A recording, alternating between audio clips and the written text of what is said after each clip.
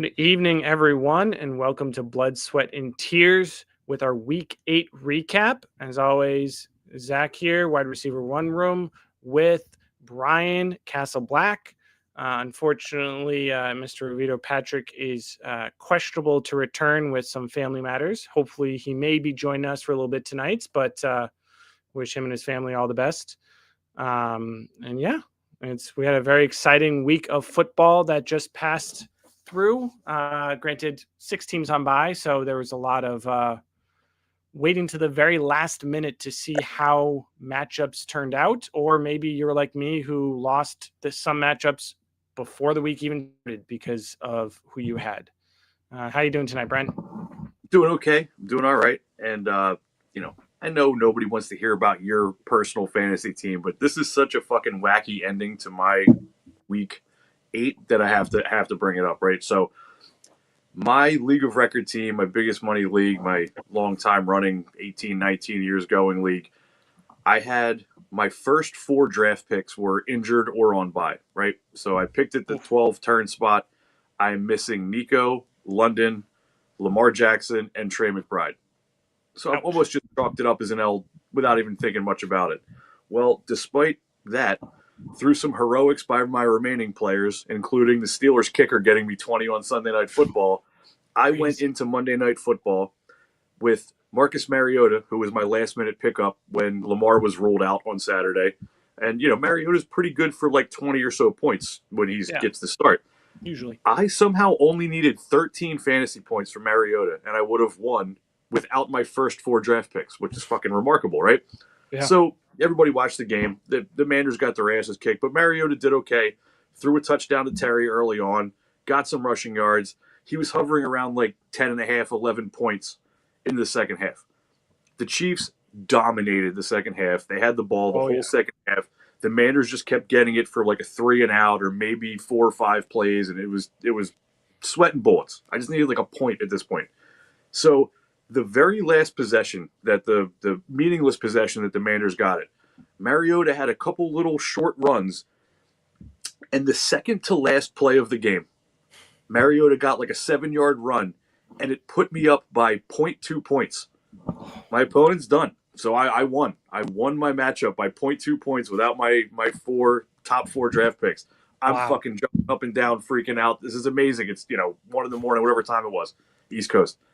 The very next play, Mariota throws a pick, and I go from winning my matchup by 0.2 points to losing my matchup by 1.8 points. Thank you very much. There's a reason alcohol exists, and that is fucking one of them.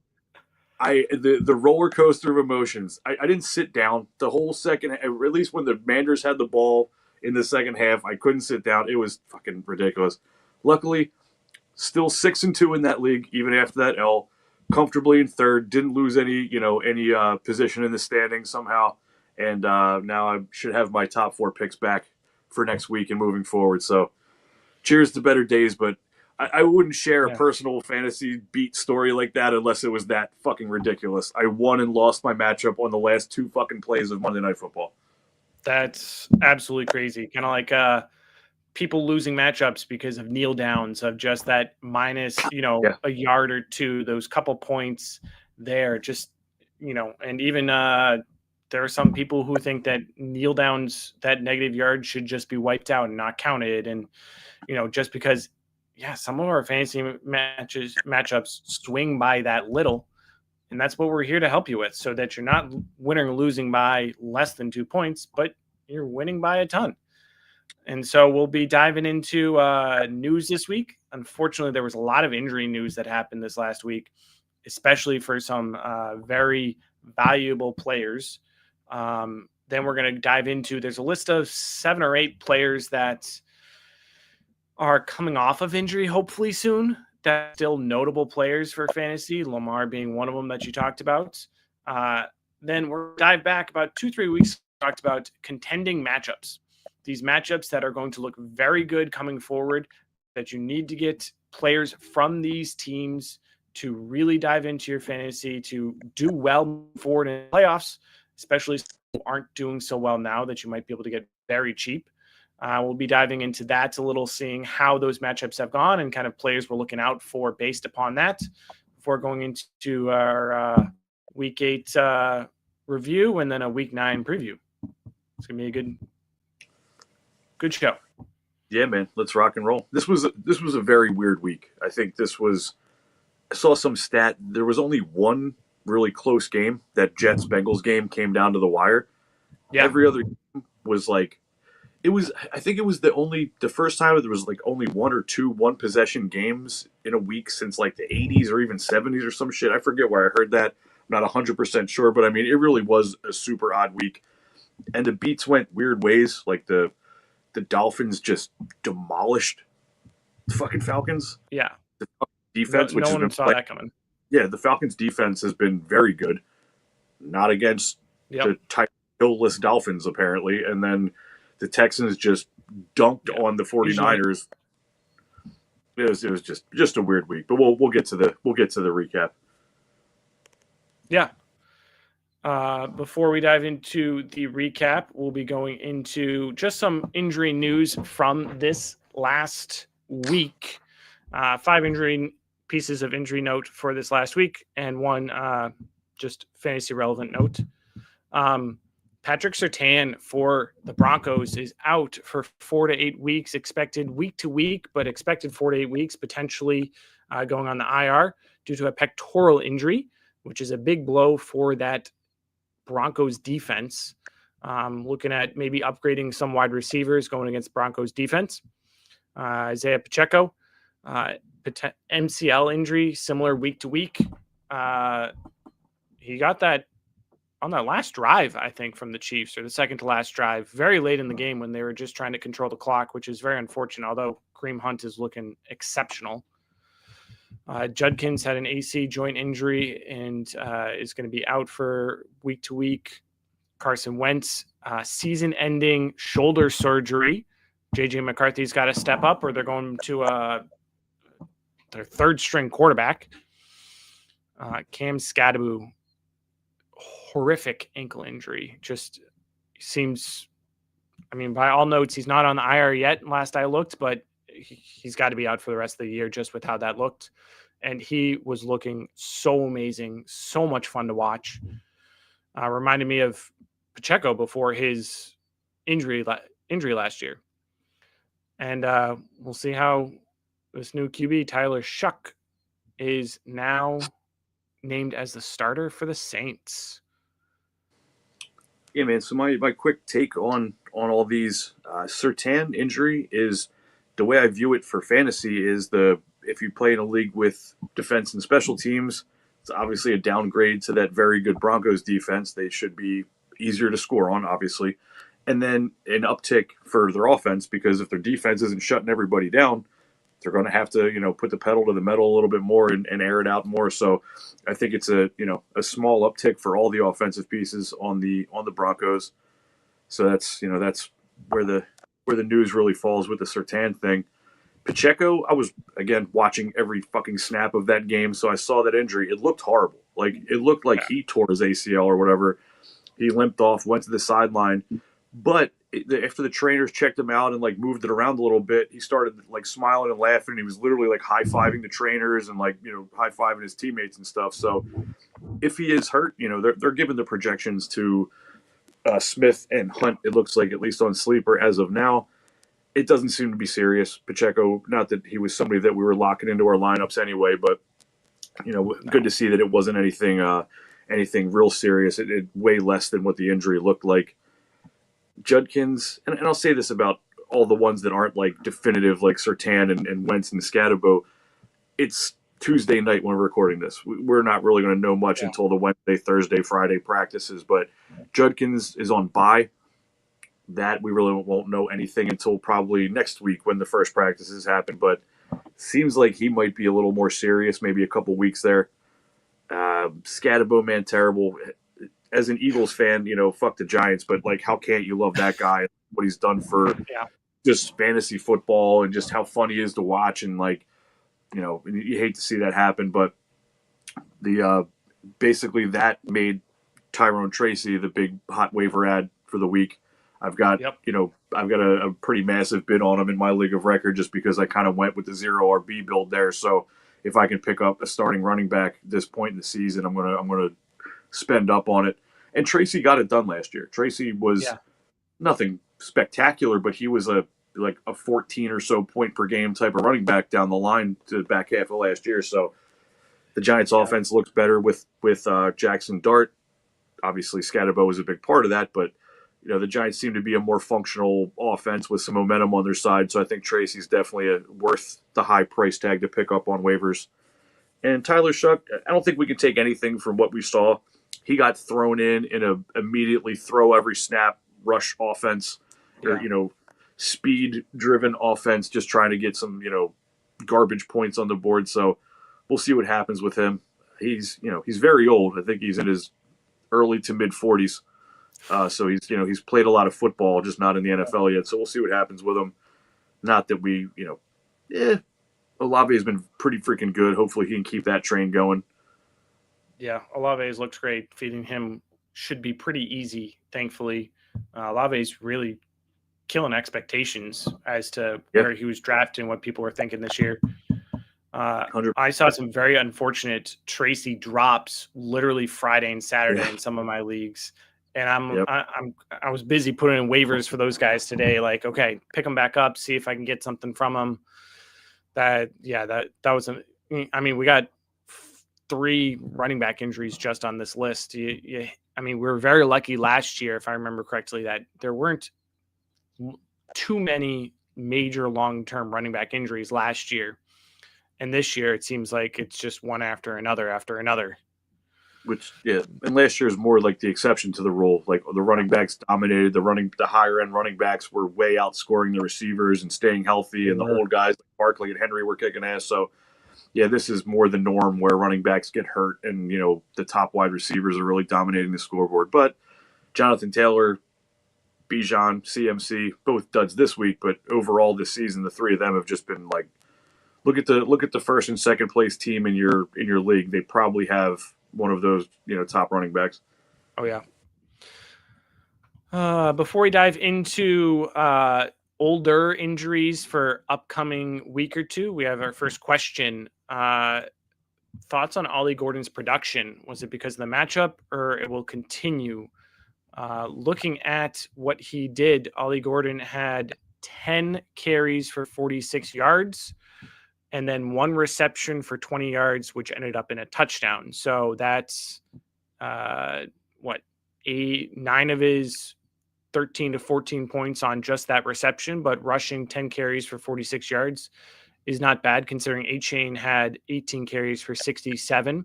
Gordon almost averaged 1 yard higher per carry, but it was a very rush-oriented game with Miami kind of running away with it early. Up 17-3 at the half. They scored again in the third. That, for me, going to the question of does Ollie Gordon continue that production? I don't think so. You take out that 1 catch and it's 4 points. I think I'm trying to get him in multiple of my dynasty leagues because we saw A-Chain be injury prone, but I don't think we can consistently rely on Gordon like this while A-Chain's still there. I don't think it's going to become like Montgomery Gibbs or some similar, or Charbonnet Walker. I don't think Gordon's going to have that consistency. What about you? Same. I think I definitely like Gordon as far as if you roster Pacheco, I consider him an absolute must. If you roster A-Chan, I consider him an absolute must because A-Chan is a little guy. He gets tons of work. He's actually been pretty healthy, knock on wood, but he's a tiny little guy, and Gordon is a high-end handcuff, but I think this particular week was absolutely a product of the game script. They were dominating. They had no reason to put A-Chan back out there and take a heavy workload. As you said, if you subtract that touchdown catch, which you don't want to erase it. It happened. But at the end of the day, if he didn't get that 1 catch, if Tua looked a different way on that play, we're talking about a 4-point game, and we're probably not even having this conversation. So he's a dude that I'd prioritize if I have A-Chan if you have the bench, a big enough bench and your roster constructed well enough, sure, add him. As I look at him as I would any of the premium handcuffs. Right now we're talking about Barkley pulled his hammy a little bit. They're on bye, so we don't know shit yet. But like Tank Bigsby, that type of player, I don't want to say maybe not as valuable as Algier, but similar. It's the dude's gonna. Anything happens to HN, he'd be the big, huge smash ad of the week. But I don't expect this kind of production regularly. The Dolphins could go back to looking like absolute butt cheeks as soon as the next game. Yeah, blind squirrel finds a nut every once in a while, and that seemed to be the case for the Dolphins there. And that's a very good point. A-Chain has been surprisingly healthy based upon his size and kind of how things went last year. So that's a great thing for as a Dolphins fan, or if you're a Dolphins fan for that. But if it's a dynasty league, if you can send a couple thirds for Ollie Gordon, I'm sticking with that. But he's still looking at his bow snaps has been 31%, which was in week 7 and 30% last week. It's not like it was 3 or 4 rushes of 20, 10, 20 yards. It was most of it came off one catch, and his longest run of the day was 13 yards. So it wasn't like it was explosive. It was he got it done on one play, but it's not like it was continually. He was continually doing great things that Miami would have to question whether if they should be giving him more of a workload. Just a real quick, perfect real world example here. In my main redraft league, which is 12-team ESPN league, we have, I believe it's 7 bench spots. I dropped Gordon this week with all the injuries and bye stuff I dealt with. I think Gordon was actually the player I dropped so I could pick up Mariota and start him. Not somebody I was excited to drop, but I don't even roster Achane in that league, so he wasn't a priority cut for me. So at the end of the day, he was kind of a casualty of the bipocalypse and injuries I suffered.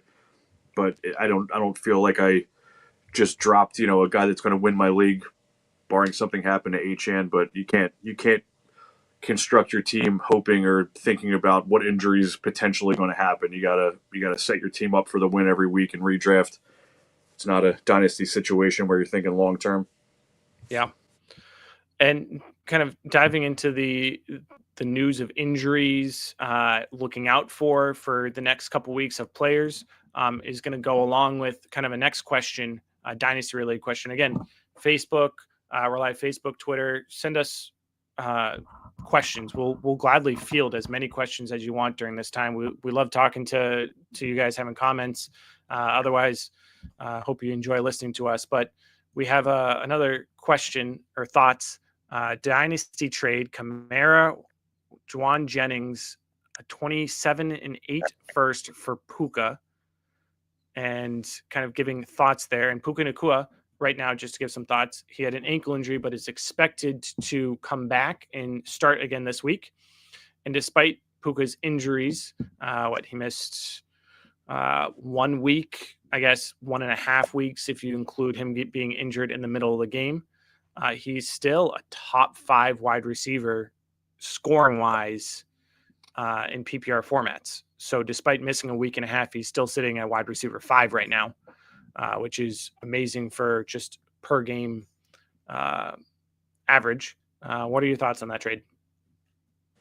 So the first thing that jumps out to me is Kamara and Jennings aren't that hot of an asset at all at this point. Kamara looks like he's fading fast. He's been, a detriment to you if you started him the last couple weeks. He's on the wrong side of 30. I think he's officially 30. I have to vet that, but I mean, he's not long for the world, so he's not a dynasty asset that I'm devastated about losing. Jennings was a good story last year. He hasn't really done much at all this year. We're assuming we're getting Ayuk back at some point. Pearsall's missed a lot of games in a row. I got to imagine he's coming back in the near future. So I don't care too much about Jennings. I mean, he's certainly not a guy you'd put on waivers. I'm not saying he's a zero value. He's definitely a receiver I'm happy to have as depth in Dynasty. But the thing I'm worried about is the 2 first is perfectly reasonable for Puka. I don't like calling a 27 and a 28 first late though. Crazy shit happened. The NFL is the wildest place. I have teams that were in August before the season started looked like fucking super teams. They looked like they were going to go undefeated. And now halfway into the fantasy season, some of them are, uh, with the median 6-6 or whatever, or 6-8, whatever it is. It's just shit happens. Injuries happen. I don't like selling draft capital that far away. I'm not saying that that's an overpay for Puka. I think in a vacuum, 2 firsts and Kamara and Jennings is a perfectly reasonable sell. I don't think you fleeced the guy.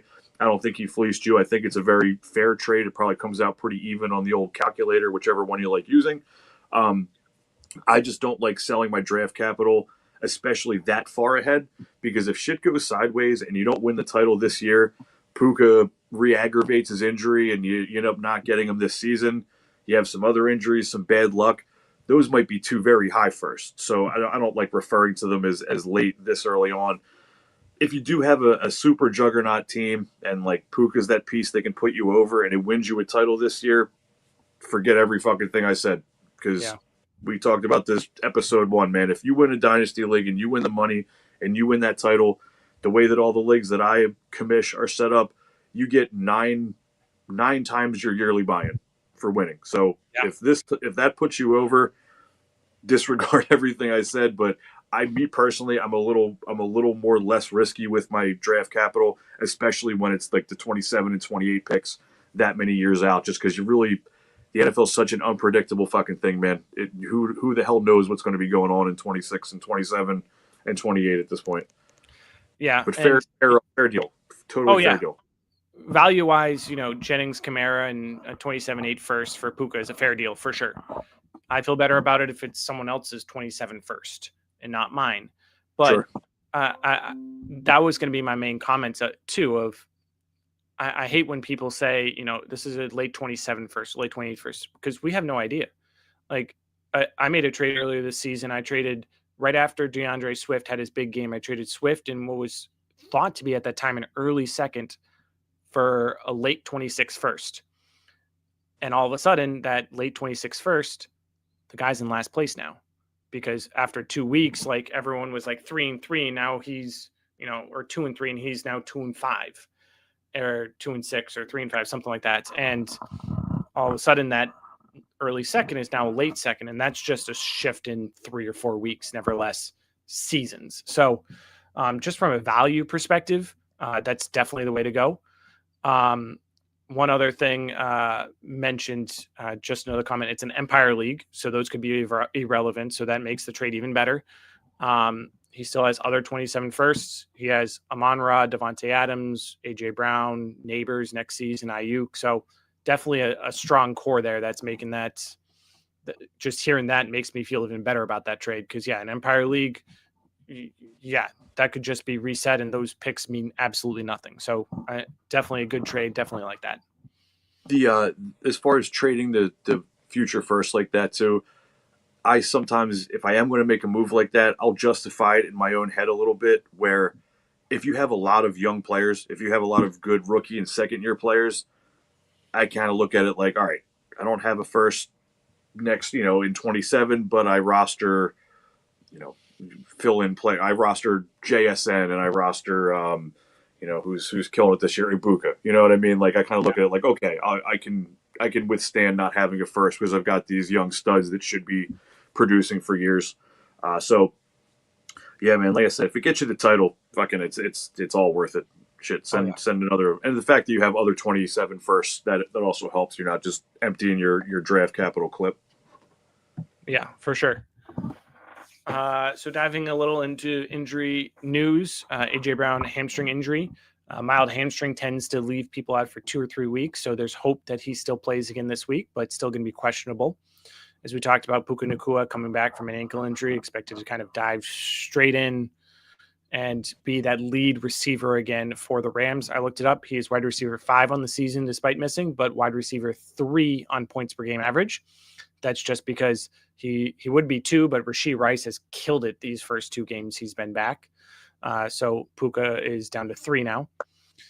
Drake London hip injury sounds probably about 50-50 to return back this week. It seems to be about a week and a half, 2-week injury, and he's had those 4 or 5 days. So we'll see how that works out.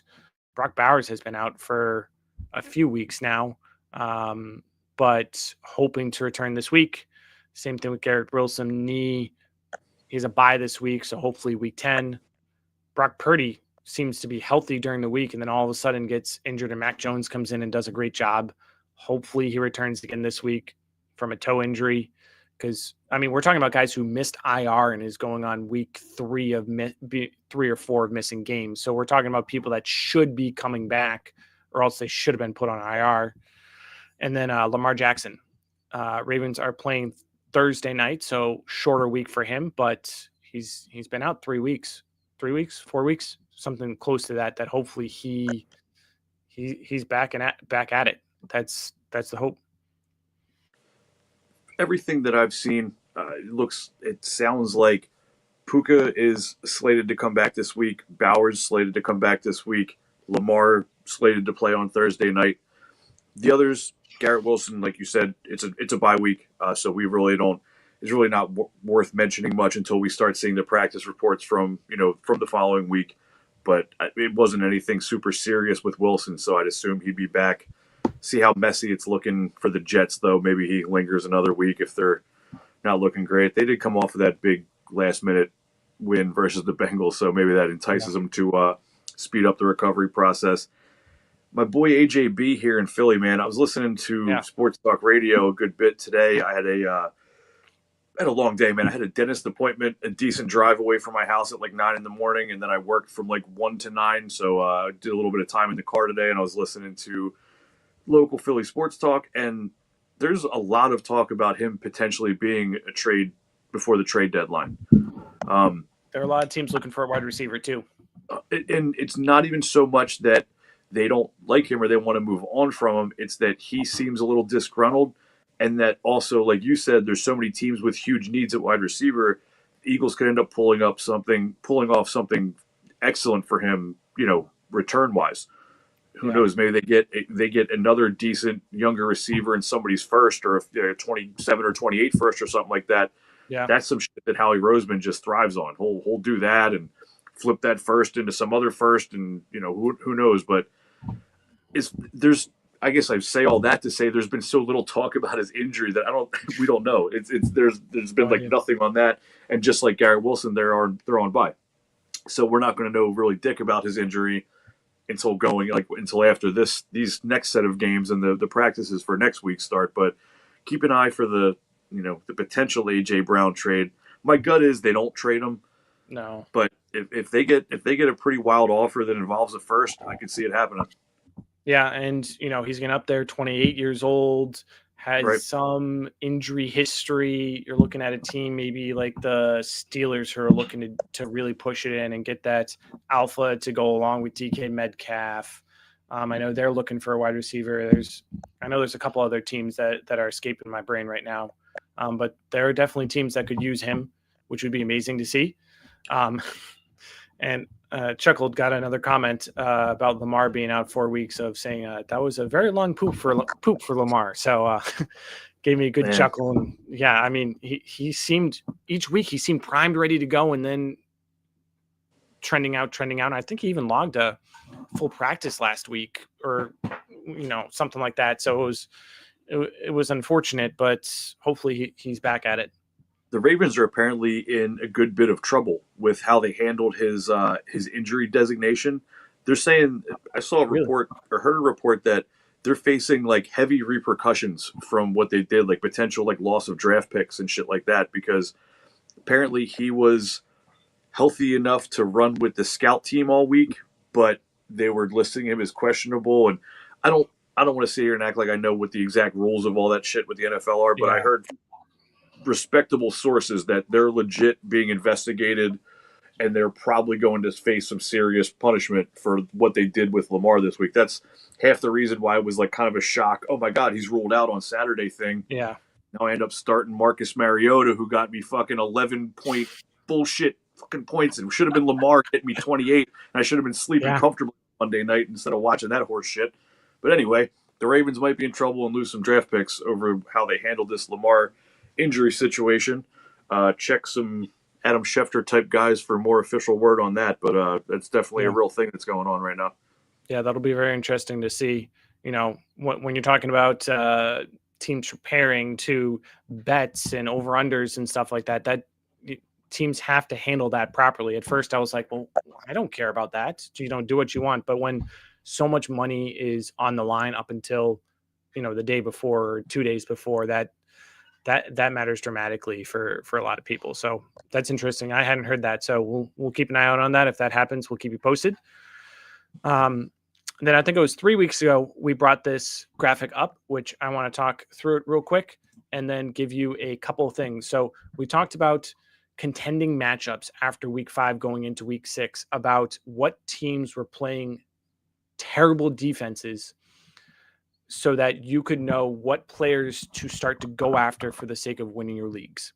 So what you see on the left are teams, and on the right are the weeks that they play terrible defenses, defenses that give up top 10 in 3 positions, top 10 points in 3 positions so far, So what I wanted to do was, one, bring this back up so you could keep an eye on it, look at it, but to recap kind of how week 6, 7, and 8 have gone for the sake of us telling you, get these players and what they have done.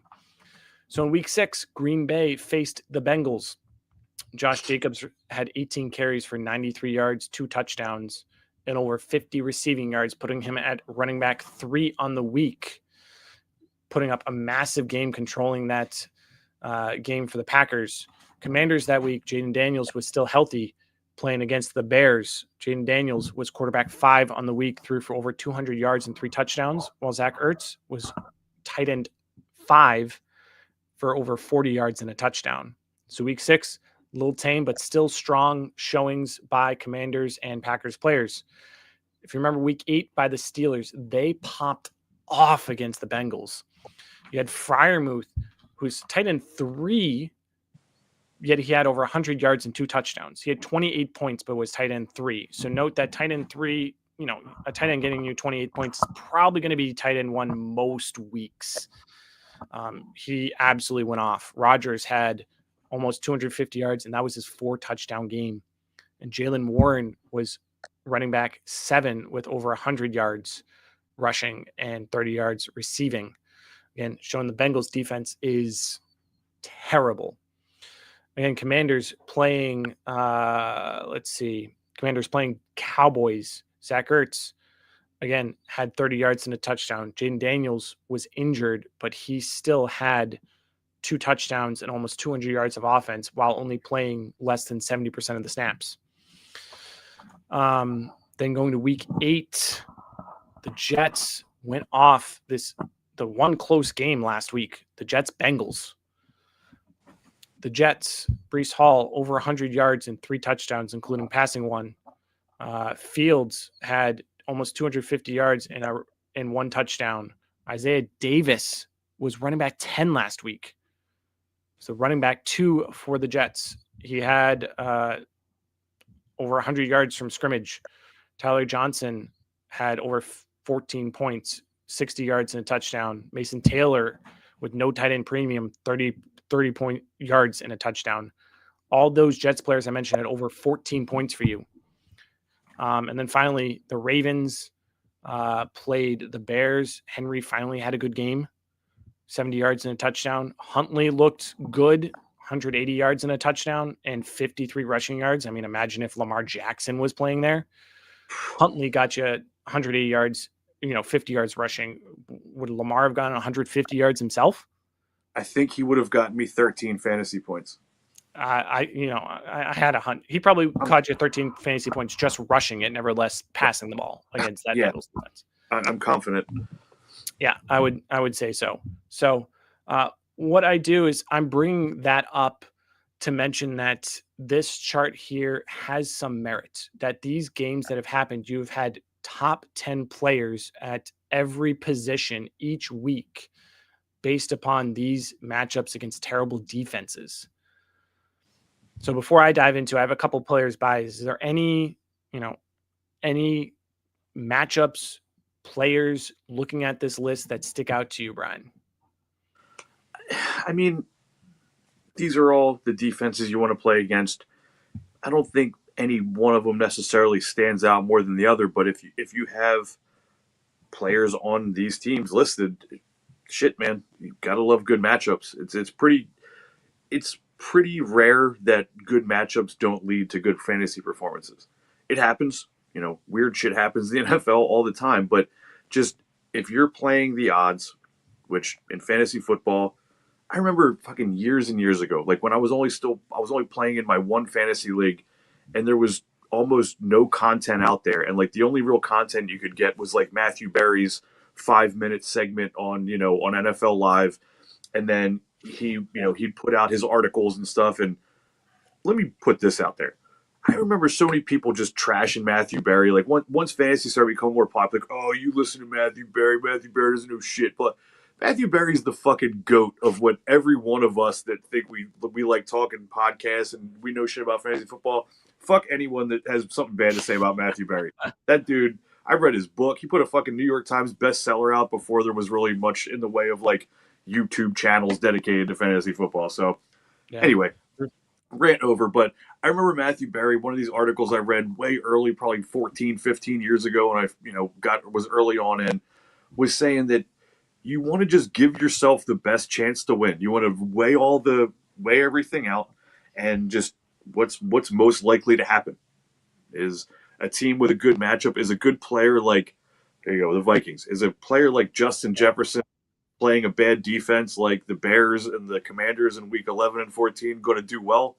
Yes, I'm going to bet on that over a player like, I don't know, someone comparable to Nico Collins, someone comparable to Justin Jefferson like a Nico or a London or whoever name fill in top wide receiver that has the opposite, that has bad matchups. Give me the guy with the good matchups. It's more the more likely outcome is that these players are going to do well, and the players that have shit matchups are going to do worse.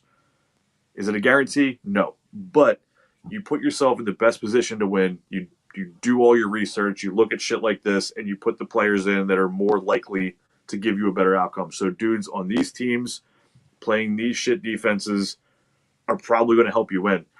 Caveat I will point out, the Ravens defense, the reason they're on this list is because they were decimated with injury and they were getting fucking run on hard.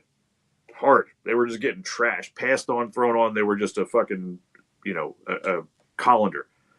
They're healthier. They're even healthier. They've been getting healthier every week. Roquan is back at middle linebacker. Their defensive backfield is much better. They might be the one exception to this. I think all these other defenses are pretty shitty. Half a season worth of data shows that. But the Ravens are the one on here where who knows, maybe they will end up continuing to be bad or be a good matchup for fantasy. But them, I'm worried about turning it around, and they might be the one that you may end up not wanting to target on this list. But, in so many words, play these guys with these good matchups. The good players against bad defenses, odds are it's going to help you. Yeah. And speaking of Ravens defense, there's kind of two players I want to stick out matchups that for me are kind of buy lows right now. Right now, it feels so weird at week 8 saying that Derrick Henry is a buy low, but he's running back 19 on the year, 18 in points per game for running back. And you could probably get him decently cheap, even though he just had a great game. You're looking at what Breece Hall and Isaiah Davis did to the Bengals defense. Now imagine Derrick Henry in week 13 as you're fighting for a playoff spot, and week 15 in week 1 of the your playoffs. Well, week 15 should be your week 1 of playoffs. But imagine Derrick Henry going off on those two against this terrible Bengals defense. I'm looking to get even Lamar, but Derrick Henry, I think you can buy low at this point. And he has some great matchups. Get him before the Dolphins game next week. Get him in those Bengals game before those Bengals games. He is going to do, I would say, some great things for you. Yeah, I dig it. And with Lamar back, it's a completely different team. We're not. It's not Snoop Huntley. It's not Cooper Rush. It's not a banged up defense. We're now talking about the Ravens with their defense way back closer to 100%, and Lamar doing the magical shit that he does for the offense. So wheels up for them.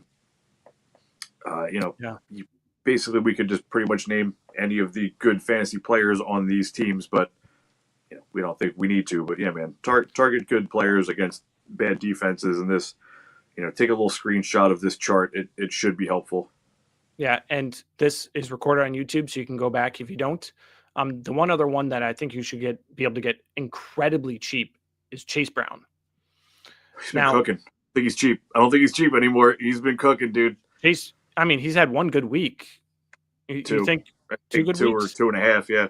2.5? Let me pull up the old numbers here. Yeah.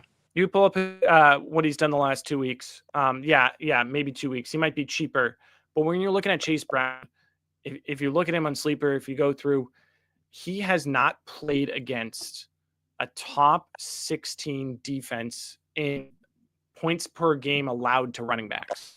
That means he has played incredibly hard rush defenses. He has actually played 4 defenses that are 26, that give up the 26th least or less point per game to running backs. And last week, he had played against the Jets, who gave up on average 25 points per game, 10th most, and he gave up 25 points. And you're looking at the rest of his matchups the rest of the season, and he looked amazing.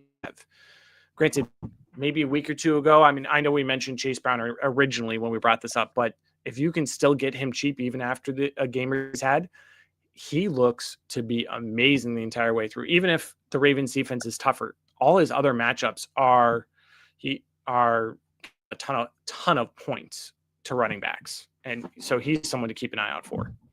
Yeah, it really just was the last week was fantastic. He was running back 5, but he was a couple weeks before that, after the horrific start, he was, the last couple games, he was like running back 22, 24, 22, 19, and then the huge boom RB1 game last week. So his managers are probably pretty excited about what they're seeing. So I don't know how ready they are to, especially in redraft. It's tough when we talk about making trades. If you were in a redraft league and all you're pushing in is to win this year, are you really letting Chase Brown go after you finally just got good numbers out of him? So if you can squeeze him into a trade, I definitely like his schedule. I like how they're looking. Flacco has just done a 180 with this team. All the assets are performing, so wheels up for Chase Brown. Yeah, but yeah, squeeze him out. He does have a bye week. He's got the Bears this week, and then his bye. That's probably your buy window is, buy and buy spelled 2 different ways, of course.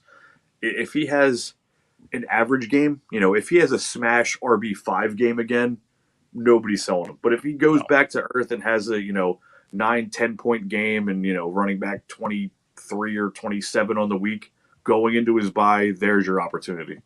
Yep. Awesome. So we're going to go into our week 8 preview, and we have another question to go through, but give me just half a second while I add, as we mentioned, Mr. Rovito, Patrick was questionable with family matters to start the show. He has since joined us, so I am doing a couple things quick live, and welcome back, Patrick. How are you doing tonight? I am very glad to be here. Glad I can make it. Look forward to Tuesday nights. Oh, it's better than Thursdays. Who the hell likes Thursday night football? How much Ryan Fitzpatrick and Andrew Whitworth can you listen to when you've got blood, sweat, and tears? Can I point out how stupid that exact outfit that Whitworth wears every week? Like the sport coat with the hoodie underneath of it.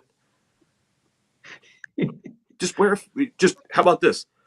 Wear a fucking suit or wear a hoodie. Yeah.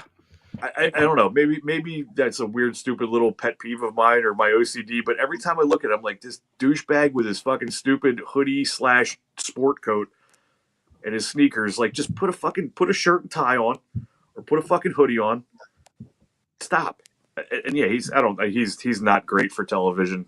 He's a great offensive tackle, but like let's get somebody better going here. He's got a face for radio, that's for sure. Yeah, I don't even mind his face. I just the outfit and like the I don't know. Yeah, I'm not a fan of his work or his outfits. Yeah.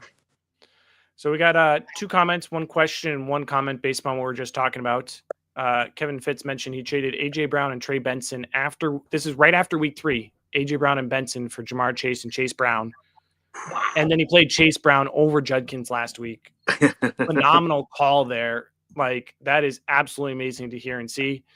And then followed it up with a question for this week about, are we flexing Deebo Samuel or Jordan Addison this week? Looking at it, Deebo Samuel, we have Seahawks at Commanders for Sunday night football.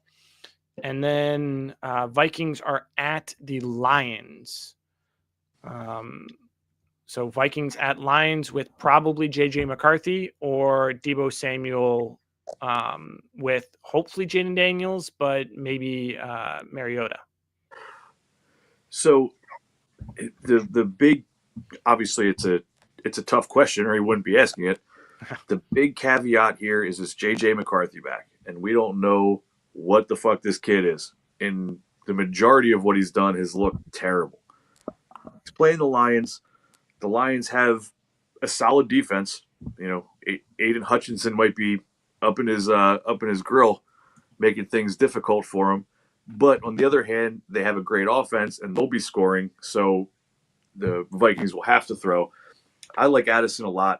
He's one of the more underrated players in the real NFL and for fantasy. He's been cooking all year since he came back from his suspension. So I do like Addison a lot. But the wild card of what do we get from McCarthy makes me want to lean Deebo a little bit. But again, it's obviously a really close call, close question, or we wouldn't be talking about it. And real quick, I have one quick Jamar Chase success story. I'm in the Fantasy Footballers Megala Bowl at the lowest point of the season for Jamar Chase and the Bengals, and when it looked like all hope was lost, I offered DK Metcalf to the Jamar Chase manager. I was like, listen, man, this is the best I can do. We're getting nothing out of Jamar. This looks like a lost season. I can do 1-for-1 just on a coin, on the hope that I can win the trade. And the guy was so fed up with Jamar that he did it. And I've been riding out these monster weeks ever since. That's awesome. That's my this year's Jamar Chase success story. Wow. I will say, I was looking it up. The Detroit defense is strong, but they're giving up the 12th most points to wide receivers, which is a tick in Addison's favor. Now, I have a hard time picking Addison because of J.J. McCarthy, but also they might be, as you mentioned, throwing it a lot. That's tough.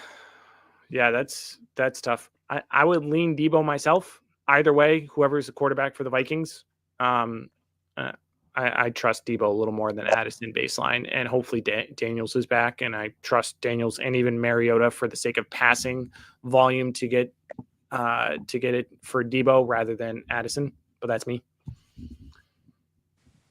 Last night, Deebo only had 3 catches for 11 yards. Are you counting the one that he caught in his face mask or no? Yeah, I mean, I was so damn worried about what Mariota was doing for my own fantasy bullshit. It seemed to me like Deebo was more involved. I'm not sure if maybe like a couple plays got called back. He seemed to be, at least by my eyes, was more involved in that. But yeah, he didn't really do shit. But at the end of the day, that the Chiefs just buried them. Well, the Chiefs have given up. They've given up the least points to wide receivers on the season, the Chiefs. There you go. And McLaurin looked great too. He had that amazing catch on the sideline, like that was barely the touchdown. Like, he looked like what we've been hoping for this entire damn season. And he's hurt again. Yeah. So we shall see. We'll keep an eye out on those injury reports, but obviously Deebo's not playing.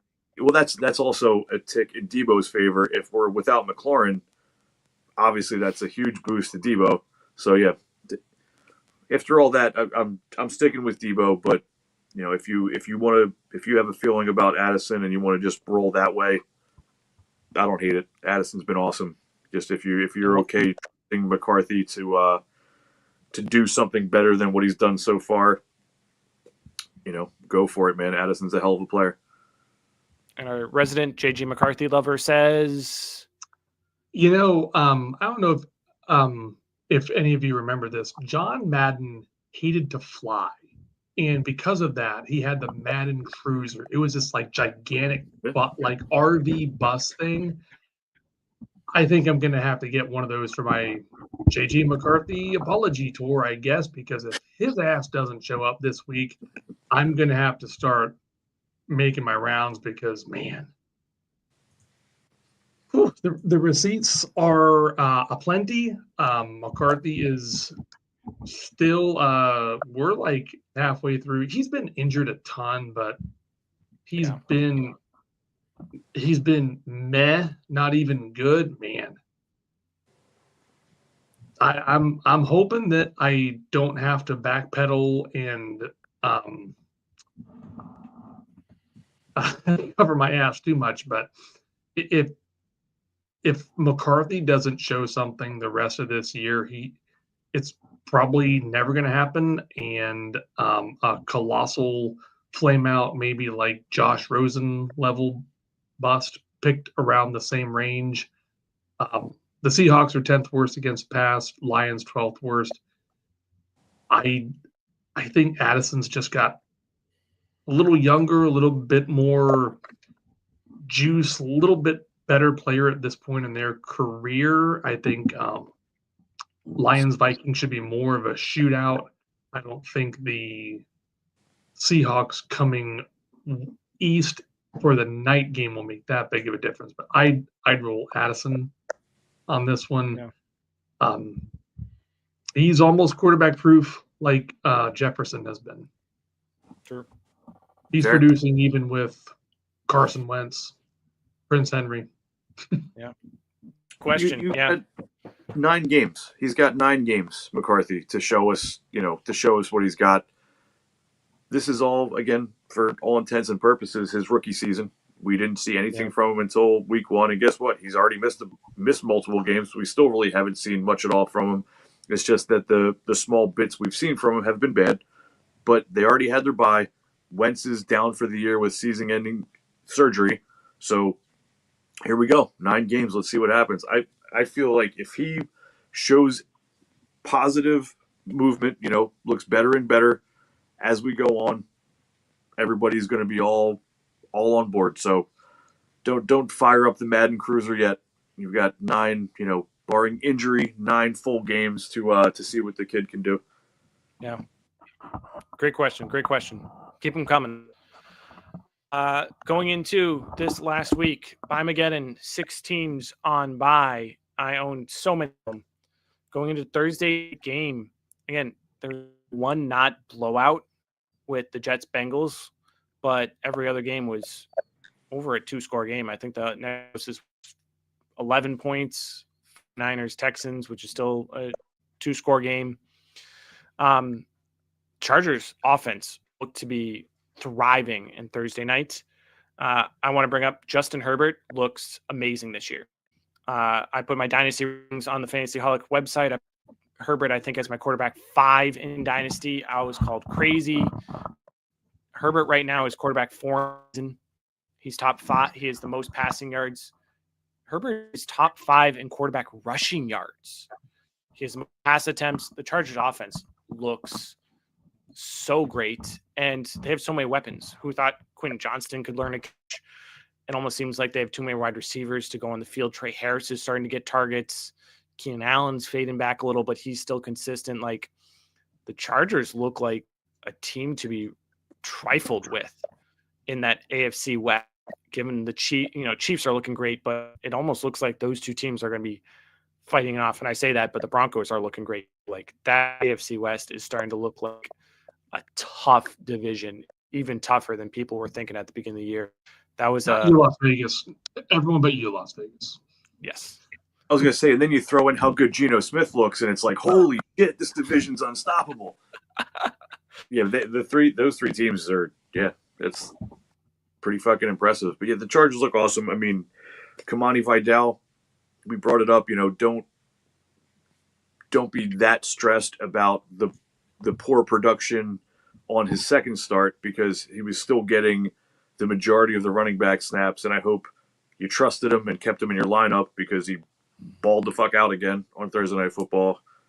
And that's Quentin Johnston, 0 points. That was tough after the fantastic start, but hard to bench huge at this point, especially with we're rolling into another week with 4 teams on bye and all these injuries that we were talking about. But it seems like he's taken a back seat to Keenan Allen and Ladd, and not just those two. Sensation Aronde Gadsden. So we didn't even bring him up. He's had 3 fantastic weeks in a row. It's a little bit of a Bearsy situation with who you don't want to bench any of these guys, but there's no way they can all ball out every week. Yeah. But yeah, Chargers look great. Vikings will, to be determined what happens as McCarthy steps in and starts playing. I think if McCarthy was healthy that game, Wentz would have been taken out like a quarter and a half in, but he was just playing through injury just to get through the game. Like he looked in so much pain that game. He was hurt. He clearly hurt. He needs season-ending surgery. Like, the dude was. He probably shouldn't even have been on the field. They probably should have started whoever their third stringer practice squad quarterback was, but they just wheeled him out there, and they obviously don't give a shit. He's not under some long-term contract. They were just like, get out there, Carson. We need another week out of you. Yep. Yeah, you said that there were 6 teams on bye. I would say that Minnesota and Atlanta were on a bye, also like a courtesy bye, because they looked horrible. I could not believe it was 31-3 Miami at some point, and I was like, what the hell is going on out there? Like, I think Bijan had 25 yards. Kirk Cousins is completely washed. I hate this. It's sad to see. There's no more Kirko chains. There's that ship has sailed. Wow. That might have been the biggest surprise of the week. Yeah. Probably. And I mean, after Judkins went for 84 yards and 3 touchdowns last week against the Miami defense, we're expecting more from Bijan, especially when you had, Gibbs, Genty, Kyren, Walker, Charbonnet, even Travis Etienne doing good things. Like, so many running backs were on bye. Montgomery, you can start. Like, so many people were hoping Bijan did something, and he did nothing. And yeah, the Dolphins just blind squirrel finds a nut is my best analogy for what happened that game. Everything went Dolphins' way. Cousins didn't look great, and it just Dolphins showed up. That happens in the NFL sometimes. And that Bengals Jets game, it was on for a while on Red Zone, because it was just like constant red zone, constant offense. There was a stat, they had that NFL next gen stat, and they gave the Bengals a 94% chance of winning with 5 minutes to go. I'm like, this is a 10-point game. Why the hell are you giving them 94% chance of winning? Like, and NFL next gen stats just doomed the Bengals. And what do you know? Brees Hall walked 40 yards untouched in the end zone. Like, yeah, that win probability, stop putting those up on the screen. Don't put it until there's triple zeros, anything can happen. Right. If you started anyone on the Jets on Sunday, you were happy. Isaiah Davis, as I mentioned, was running back 10. Brees Hall was running back 3. Like, you were happy just to start anyone. Even Justin Fields, when he was benched last week, and then all of a sudden is a top 10 scoring quarterback, and that's with Brees Hall vulturing a passing touchdown. Like, it was an ecstatic game if you could watch it. especially with everything else being lost. Bengals and Cowboys, free space rest of the year. Anybody you have, start them. Start. Yeah, fire away. We love playing against both those defenses. That was the only one-score game of the week. I think that's the stat that I saw, that there was literally only one-score game in the NFL this week, and it had been since like the 70s since that happened. Yeah, that's what a weird fucking. I'm not missing one, right? Like looking at this scoreboard, that's the only one-score game. And I missed it. I said the Texans 49ers was the second closest out of 11. Packers and Steelers were 10, which is still 2-score. Like 2 scores, yeah. There you go. That's fucking real. That's crazy. Then Pats Browns. If Judkins is out, they're on bye. So again, we don't know dick until the practice reports next week start coming out. But if Judkins is out, they could look real shitty. Yeah. They don't. It's not even that they look that great with Judkins. Fannin has been usable. Yep. If Judkins isn't there, and they have no threat of the run, I think that just might make them useless for fantasy. Yeah, even Fannin, you got to bench him at that point because all they're going to do is stop him. Yeah, probably. Ugly there. As far as the Pats, Travion Henderson finally showed some signs of life, but then he fumbled. But apparently, Vrabel doesn't really mind fumbling unless it's Ramondre.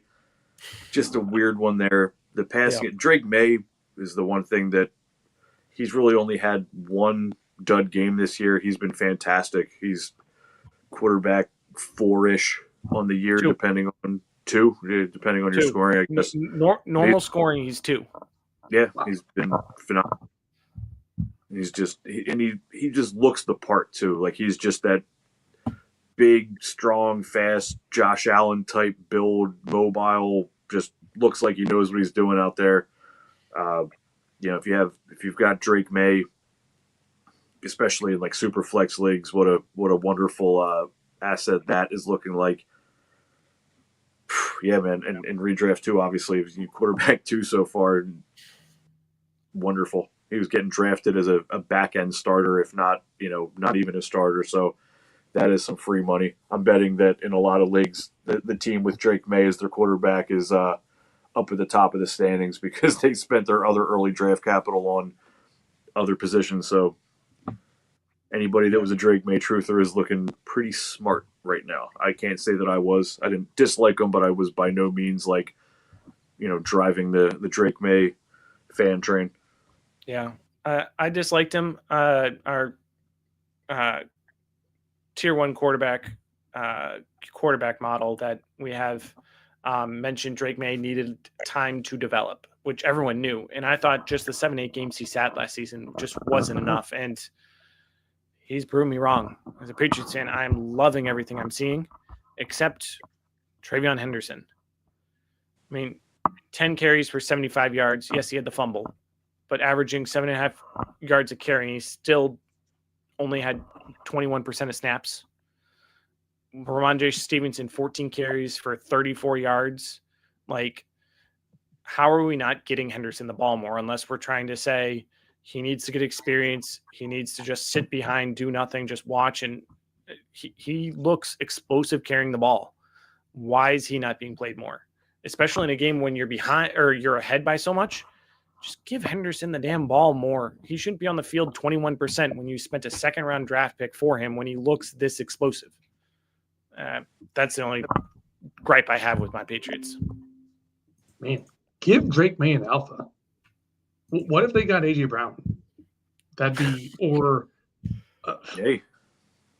a name that's floated a lot, and I don't totally know why, but Cortland Sutton. A lot of people say Cortland Sutton's on his way out. I don't imagine if the Patriots got a good receiver and used him more than like 60 or 70% of the snap share, because it's Diggs and then just a revolving door between Pop Douglas, Mac Hollins, and they've barely used Kyle Williams. Like, imagine if May had a an alpha or like a big dog receiver. Could be. Yeah. If Butte had another big game.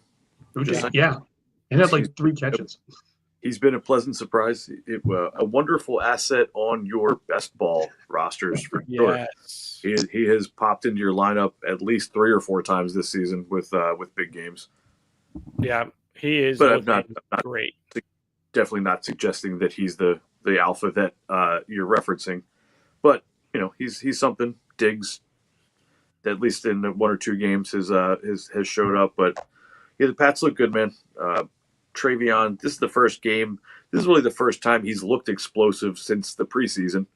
So I don't want to say that Vrabel's being weird about not playing him. I agree that it's weird that you'd spend that kind of draft capital and not play him, but I just think it comes down to that Vrabel's that tough, old school, you got to earn it. He was a linebacker in the NFL for 10 years under Belichick. Like, he just seems like the kind of guy that he wants Henderson to earn.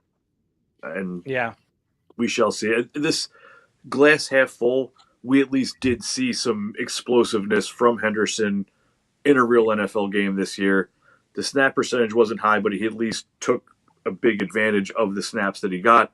So maybe as we move forward, we start seeing a more even split, and we get some of the goodness that we hoped for Henderson. Yeah. I will say, if you want to buy Henderson low, you got to do it this week or next week.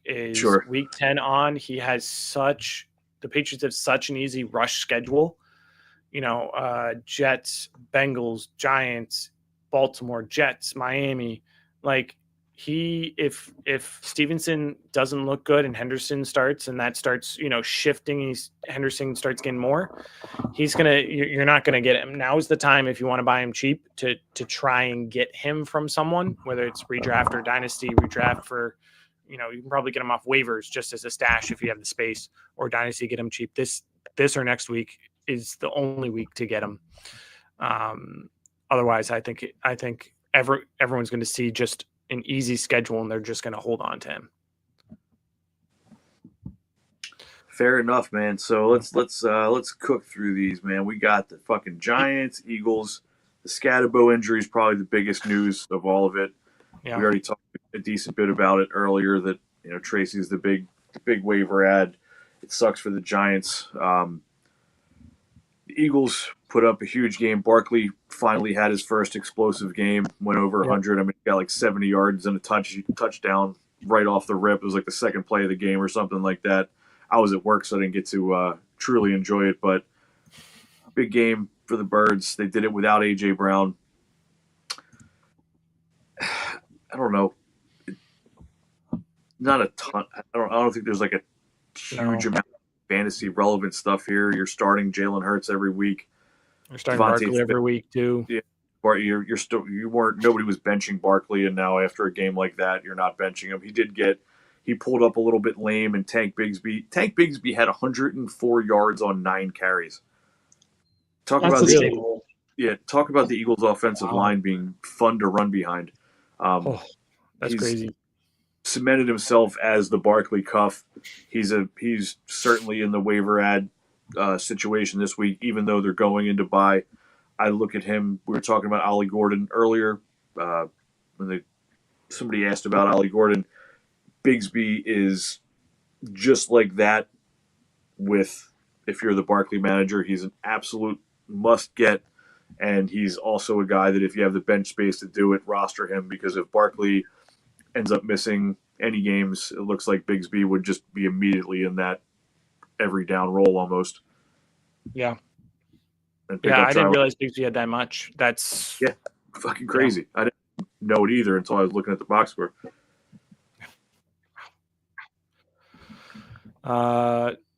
James Cook had an amazing game again. 200 plus yards. Like,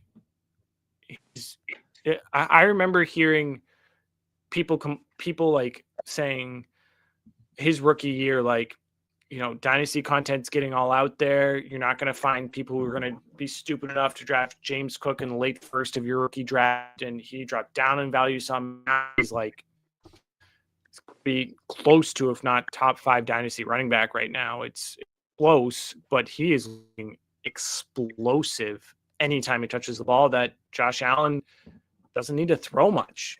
It's just James Cook just plows away. They throw the play action. They get a couple passes from Allen, and they just rush all over you.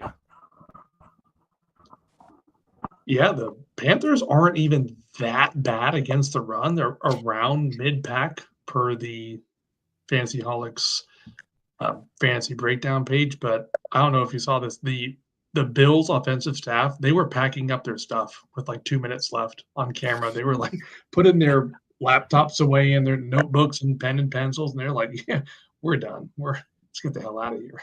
The big thing I want to point out with James Cook is this is one of the first times I can remember where a dude held out super far into camp, and it was the polar opposite of the usual, where slow start / injured. James Cook has come out, dude. If it wasn't for like Jonathan Taylor doing what he's doing right now, James Cook would be the story of fantasy football running back position wise, because he's been awesome. He was so good this week that he made Josh Allen not that good, because Josh Allen didn't have to do much. No. And they already had their bye, so enjoy that James Cook ride as far as it'll take you. On a points per game basis, James Cook is number 5 on the year for running backs. He's had a couple dud games, but when you're talking about five games of over 20 fantasy points and only two duds, he's looking amazing. Is there on the other side of the ball, it seems like we're kind of stuck in a weird little limbo spot with Dowdle and Chuba just eating into each other's work.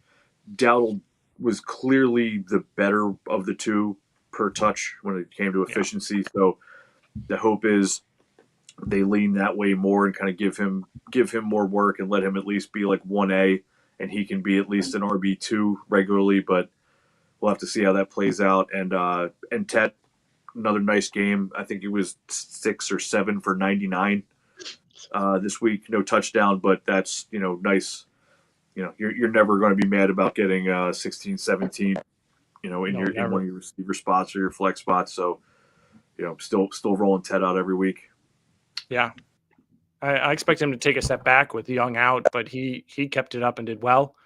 Mm-hmm. In theory, reports are saying Dowdle is going to be ahead of Hubbard on the charts for the Panthers, but I mean it's so split. If Hubbard's having a hot game, they're going to be giving it to him. So it's so hard to choose which one to start right now, especially in redraft. Like my redraft, you get 2 running backs and 1 flex. I don't know if I'm starting one of those depending on what the rest of my team is, just because of that ambiguity. Yeah, and just this game, I think it was Dowdle had looked so much better as far as like what he was getting per touch, infinitely better. But then they let Chuba come in and get the touchdown. That sucks. Sucks for fans. Walker and Sharp all over again. Exactly, same fucking scenario. And they can easily get games scripted out when they're down 40-9. Yeah. Yep. Yeah. We got Bears, Ravens. The Ravens, I mean, without Lamar, there's not really much at all to talk about with their offense. It's with Lamar in there, it's a completely different thing. It makes the pass catchers more relevant. It makes Henry probably more likely to have more space to run. So we'll see what goes on with them going forward. But it was obviously big for morale and their season to get a win, and for the Bengals to lose, it gives them some life to potentially get a wild card or second, possibly first in the division. So I don't think they're throwing in the towel. If they would have lost this game, there would have been genuine fear that they call it a lost season and just let Lamar sit out for more weeks. But getting the win. Sounds like Lamar's going to be back for Thursday Night Football. Roll out your usual guys. You're starting Lamar, Henry, Flowers. Andrews is a, bottom end starting tight end streaming option there. With the Bears, it wasn't that great. Swift continues to be startable. DJ Moore gave me his classic 11 points. Nothing, just the standard DJ Moore line for the year. Oh, he had a beautiful catch. I hope you saw it. Was that? It was DJ Moore had this like one-hander, like his arm completely extended.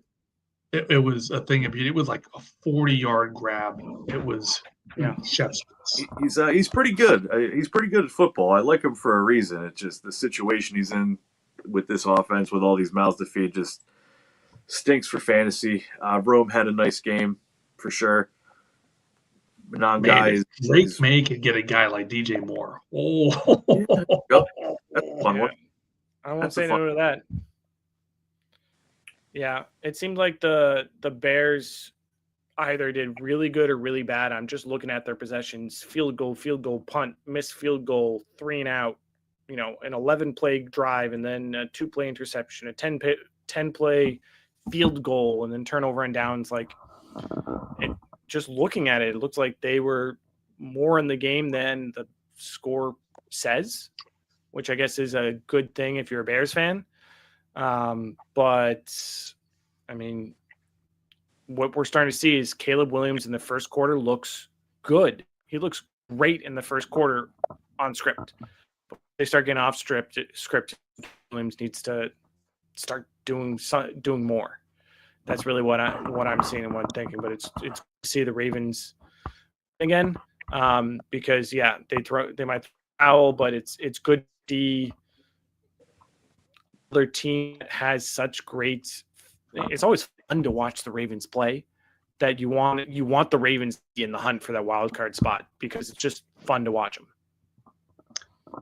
I thought this was a green light for every Bear on offense. The Ravens defense is putrid. The best thing they're 11th worst against tight end. Everything else, the Ravens are top 4 at worst in points allowed. And man, the Ravens showed up. The Ravens, I guess they're not getting pushed around anymore. I was pretty bummed from a lot of the Bears offensive players. Well, as Brian mentioned earlier, a lot of the Ravens defensive players came back from injury recently, so their defense might be a little better than numbers might predict. When they were getting routed and becoming one of the easiest fantasy matchups, they didn't have either of their safeties, one of their starting corners. They didn't have Roquan Smith. They didn't have one or two of their D linemen. They were a shell. They were at 40% health of their starters. So you put all those players like Kyle Hamilton, and Roquan Smith back in the lineup. Turns out they weren't a fucking sieve. So they're kind of we were talking about the teams that are easy matchups, and I was like, the caveat to that is the Ravens might not be an easy matchup, especially if Lamar's back, Henry's playing well, team morale's back up, they're grinding to show the rest of the league that they're not a pushover. I could see them, going on a pretty hardcore run here and making at least a push for the playoffs, if not getting in. Yeah.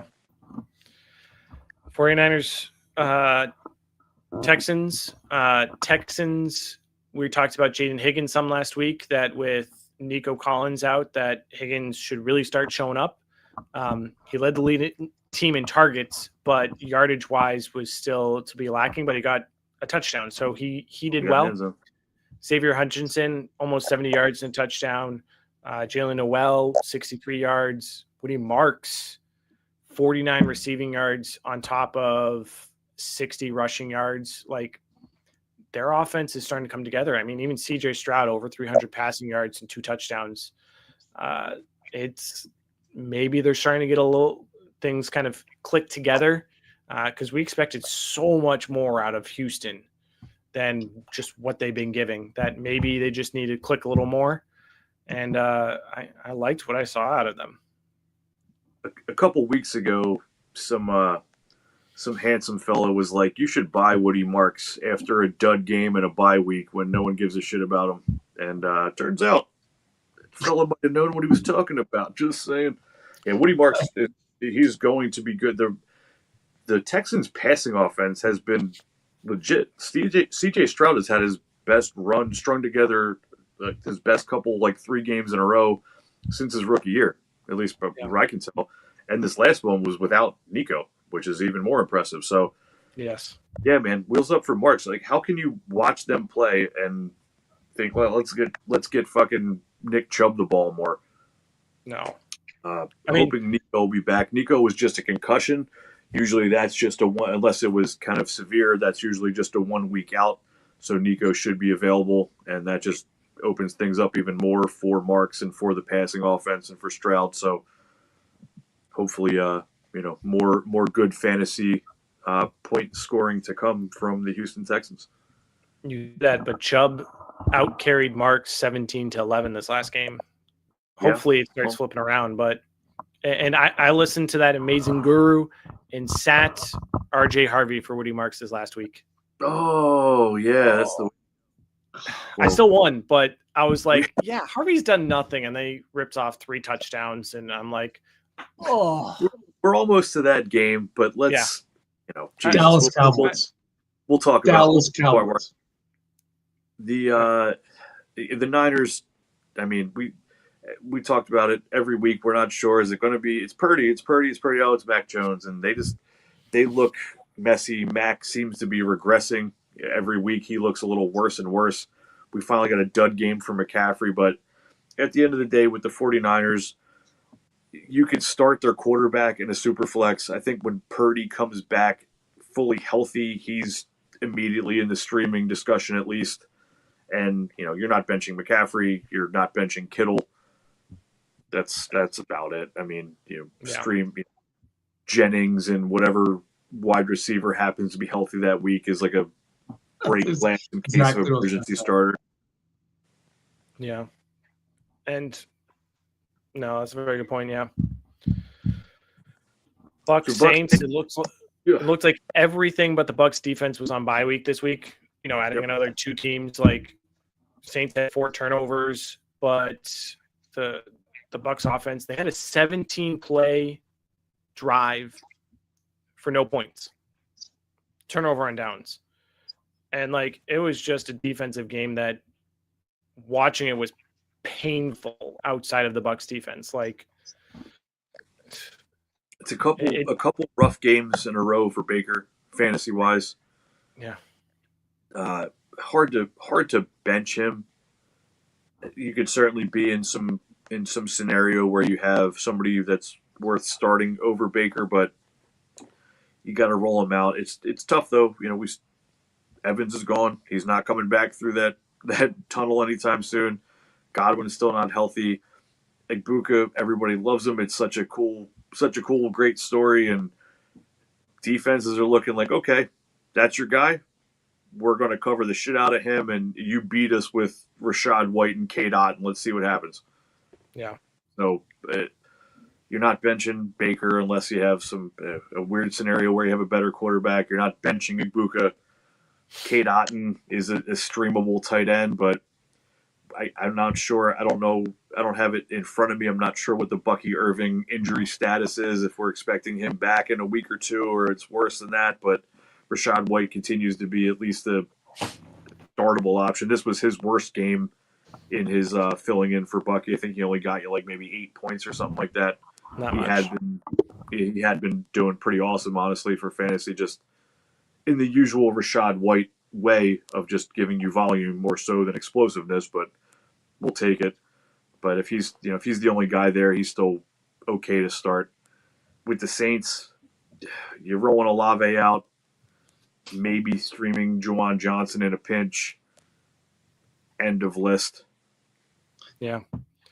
Just Baker Mayfield's still quarterback 8 on the year, even with a couple dud games. Now they haven't had their buys, so it's probably closer to 10 and 12. So he's still in that startable conversation, but I mean, you'd hope he would have done so much more against a terrible Saints defense, and he got you 4 points. You can't trust. You hope to trust him, but you can't get that from him, especially during Buymageddon. Yeah, the whispers from Tampa is Bucky Irving missed 4 games. Why couldn't you put him on short-term IR? Is it worse than you're leading on? you could have opened up a roster spot. Now they're going into their bye. Ideally, he's back. If he's not back, that'll be going on the 6th week. Yeah. And the Tyler Shuck show, right? Shuck. Yeah. Fun. Here, I'll give you one fun Tyler Shuck fact. He was college teammates with his new tight end, Juwan Johnson, which seems weird because Juwan Johnson's been in the NFL for 17 years and Tyler Shuck is a rookie, but the math actually checks out because they played together in college at one point. So they may have a little bit of a connection. It might make Juwan Johnson that much more streamable if that's his only familiar target. But, to be determined. We'll see what happens with this messy Saints team. They're in the running for potentially the first overall pick, I think. So not much to say about them. They're Tyler Shuck's 26 years old. Yeah. Pretty old for a rookie. Almost Brandon Whedon status.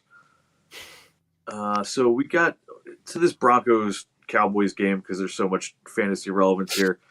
RJ Harvey, yes, he got you 3 touchdowns, including a receiving one for like a yard at the end to make it 3. And he did a little Lambo leap into the crowd, and everybody was loving it. And the Cowboys defense is the gift. It keeps on giving, Clark. It is, yes. It's the Jelly of the Month Club. It is so easy to score on them. The fucking town pump. And it's, don't get me wrong, as someone that has a ton of Harvey, we talked about it last week, it's great to see. I'm happy to see it. But game script. We had somebody ask about Ollie Gordon earlier. Do you think that can continue? It was game script. It was a complete and full-blown blowout in that game, and that's why Gordon was getting some work. It was a complete blowout in this game, and Harvey, they like to bring him into these situations. He played 27% of the snaps. Yeah. Yes, he got 3 touchdowns. I guess that put him as running back 4 or 5 on the week, maybe even higher than that. But if you had the balls to start him, you may have had to start him because of Bipocalypse and all the injuries. Yes. So good for you if you pulled that trigger. It was not the intelligent move to start him this week.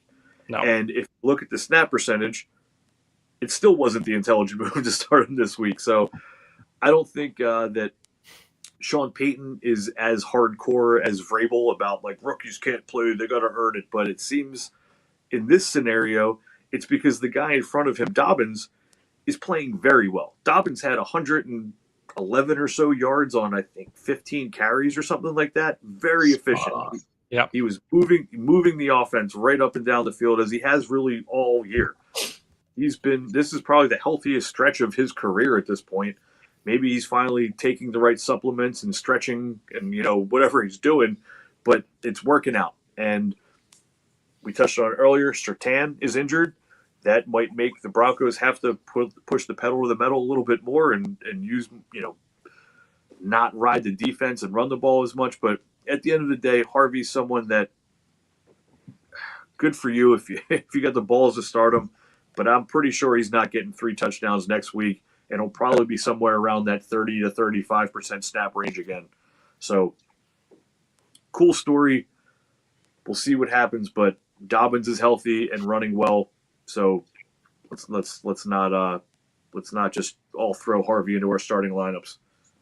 Yeah, I mean, you took the words right out of my mouth. Exactly what I was going to say about Harvey, and it was it was game script. Great game by the Broncos. I mean, you had 3 Broncos with over 24 fantasy points with Harvey, Nix, and Troy Franklin, and Dobbins still gave you 14 with his 111 rushing yards. Like, it was a strong by the Broncos, and something you kind of needed for fantasy this week. That it was fun to watch, even if it was a blowout. I would like to thank the NFL schedule makers for putting the Broncos against the Cowboys on by Mageddon, and my UCF homerism put RJ Harvey into every lineup I had. Yes, it was game script. Yes, it was Dallas Cowboys. Dobbins doesn't have that bell cow workload, and he never gets targets. Never, ever. He has 2 games with 2 catches. Harvey's more of a PPR guy, and Dobbins only has 2 games, 3 games, 4 games over 50% snap share. Dobbins doesn't get a lot of touches. I don't disagree with it was very ballsy to put Harvey in, but they get Las Vegas twice in the next 6 weeks. I would roll out Harvey against the Raiders with zero hesitation, both times. You're looking at Harvey's game log? You got it in front of you? Yeah. He's not playing much. You're exactly right.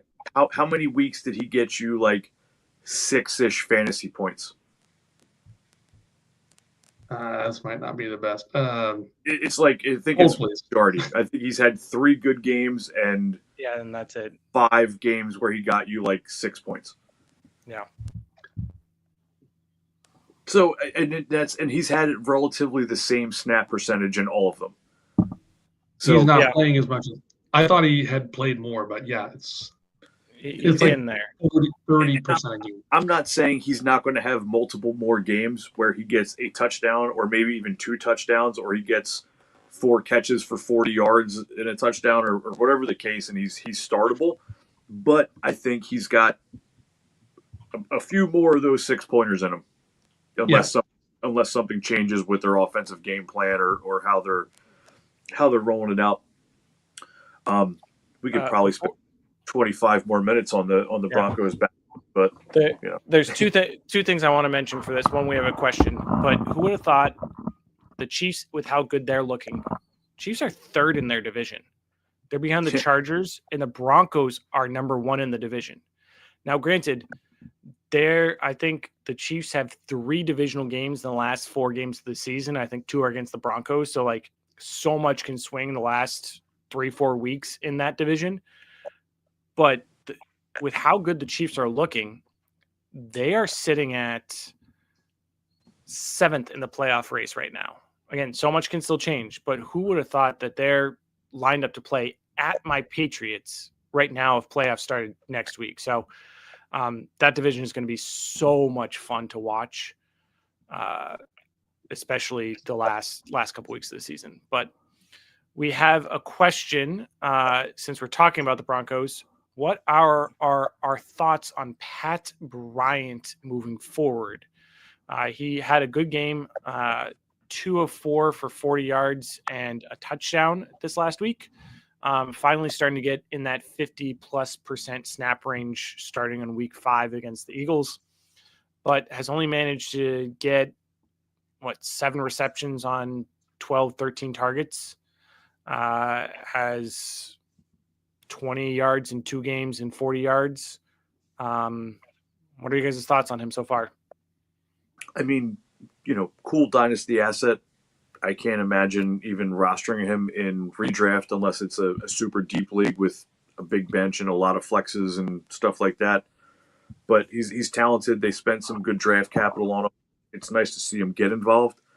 But Troy Franklin was the number 1 wide receiver on the week this week for fantasy.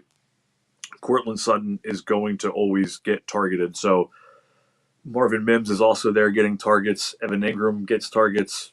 We're just talking about RJ Harvey. He has a role in the passing game. It's Pat Bryant is big, young, and talented, but other than dynasty, I think he's a little bit of an afterthought. At least for redraft purposes. Dallas Cowboys. They cure all that ails you. It just like Brian said, Bryant's 5th in targets on his own team. He's going to need Sutton to get traded, Ingram to continue to break down, even though Ingram's really strung together some good games. Bryant's like he should be. He might even be on waivers in some dynasty leagues. He's just that deep and a great stash if you can get him.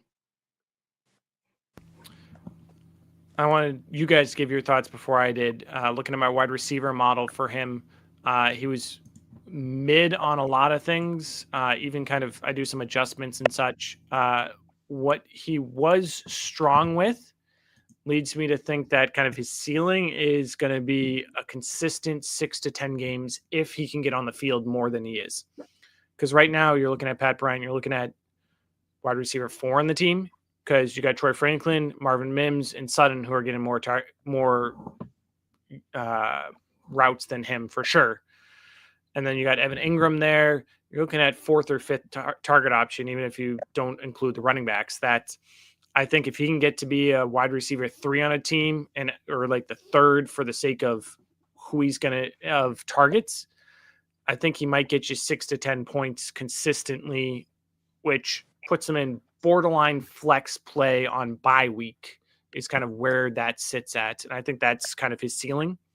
But if you can get him free in some dynasty leagues and have that spot, and I mean, he's worth a dart throw, especially if sudden rumors being traded are true and kind of that might work out. But I think a chunk of this was just a Dallas defense effect.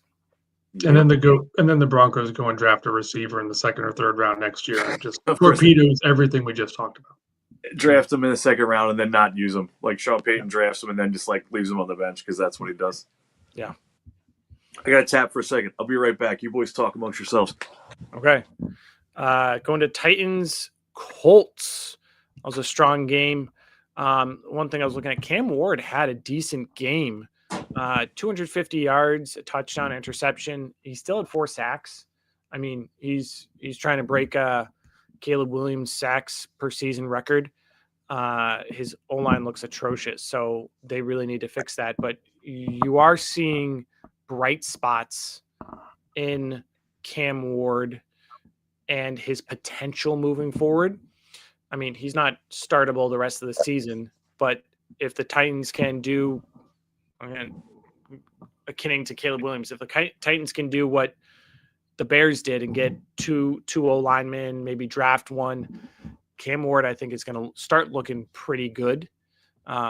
He's a good buy low in dynasty leagues right now. Like I just traded, I was able to trade Flacco, Daniel Jones, and T. Higgins, and I got Cam Ward in a 26 first in return. Like some people are, especially if someone's trying to compete, people with Ward are panicking, and you might be able to buy him cheaper. Otherwise, Jonathan Taylor looked amazing as always. Like he's going away with the running back 1 on the season. 150 yards plus 2 touchdowns. Daniel Jones looking amazing with 3 touchdowns and 270 yards. Like this Colts offense is looking forced to be reckoned with right now. Like I don't think Jonathan Taylor even broke a sweat. I don't think he washed his jersey. I don't think he fell down. I don't think he was tackled. There was one run where I'm sure you've seen the picture online. I don't know what the Titans did when they lined up on this play, but their offensive line was shoved out of the way, and Taylor had a 20 to 25 foot hole to run through, and it was beautiful. A tear came to my eye. It's all systems go, like a glorified scrimmage, per se. Ward has looked better already with Brian Callahan out of the way. They've got good pieces in place. They've got Skoronski and Cushenberry. Their offensive line's not that bad. There's worse offensive lines. Miami, Houston, Cincinnati. DK looked pretty good. I didn't think he was very good at all. I don't have a wide receiver model like some of us do, but DK looks good. Aya Manor looks all right. They just need like a full youth movement, take some lumps. They've already gotten rid of Tyler Lockett. Yeah. There's better days ahead for Tennessee. Not this year, not next year, but it's not as dire as some situations might be. But man, the Colts are. I say it every week. It can't last forever. I'm going to enjoy it while it can. I haven't felt this good since the Andrew Luck days, the glory days. Man, Jonathan Taylor is probably MVP, at least an MVP consideration. He should be. Thank you again, Chicago, for taking Colson Loveland over Tyler Warren. I'll throw that in every week too. Daniel Jones contract extension talks are underway. Yeah, man, it's what a time to be alive. Yeah. No, for the Titans wide receiver room, I think the guys you mentioned are going to be good wide receiver threes on a strong contending team. I don't think any of them can really be a good wide receiver two, but they got a great back end core that if they can, first round next year, draft a lineman, draft a wide receiver, sign someone or trade, a third or a fourth for Sutton or something, like that, odd like that. I think they have the moves and they have the core for it. They just need to kind of get those extra pieces in the next year or two. But the Colts, 7-1, number one seed right now. They have a reasonable schedule moving forward too. And if it wasn't for Adonai Mitchell's fuck ups, they're 8-0. Yeah. They're 8-0. They lost by 3 to the Rams. And they had 2 touchdowns called back. Yeah, you guys know that that classic Drake meme where in the top half of the picture he's like, ugh, and then the bottom half he's like, yeah.